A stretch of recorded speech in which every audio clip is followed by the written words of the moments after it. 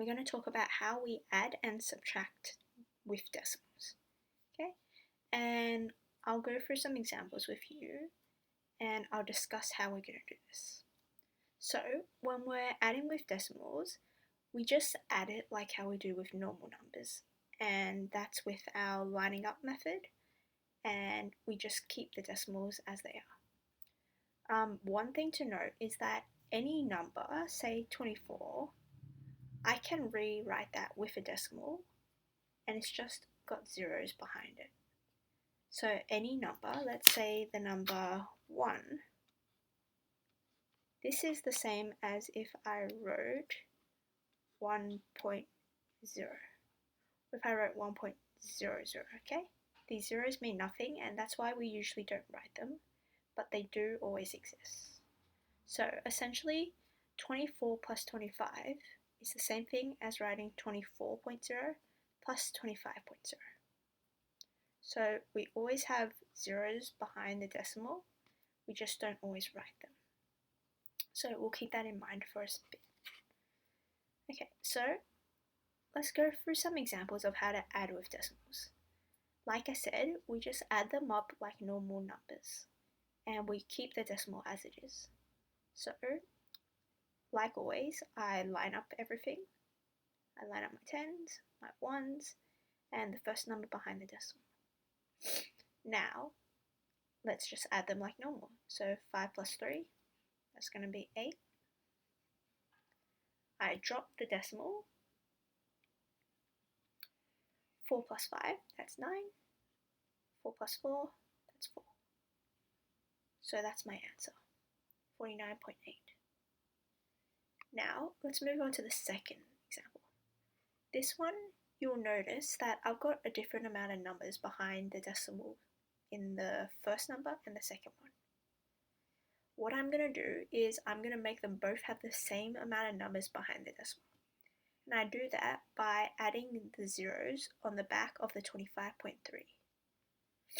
I add 3 zeros, so I have 4 numbers in total behind the decimal to match the first one. Now, I line everything up and then I just add. So 4 plus 0, that's 4. 3 plus 0 is 3. 2 plus 0 is 2. 5 plus 3 is 8. I drop my decimal. 4 plus 5 is 9. And 2 plus 2 is 4. So that's my answer for this one. Alright, let's try subtracting with decimals now. So subtracting, we do the exact same thing. You line them up and you make sure you have the same numbers behind the decimal, the same amount of numbers. So if I started off with 2 here, I make sure when I'm done there are 2 numbers behind the decimal. So let's do this first. 2 minus 1 is 1. 8 minus 8 is 0. I drop down my decimal. 8 minus 4 is 4. And 4 minus 3 is 1. So that's my answer for this example. Going to the next example now.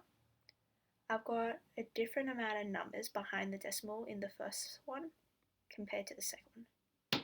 So once again, I want them to be equal. I'm going to put zeros behind the shorter number until I have the same amount of numbers behind the decimal. So here are all my zeros lined up neatly, and I'll just subtract. So 4 minus 0 is still 4. 3 minus 0 is 3. 8 minus 0 is 8. 3 minus 0 is 3. 2 minus 1 is 1. 9 minus 8 is 1. I drop down my decimals. 8 minus 4 is 4. And 4 minus 3 is 1. And that's it. That's how you subtract with decimals. You just always need to make sure we've lined them up properly. Okay, so there are some questions for you guys to practice this on yourselves, and they start from the easiest example to more complicated as you go down. Enjoy!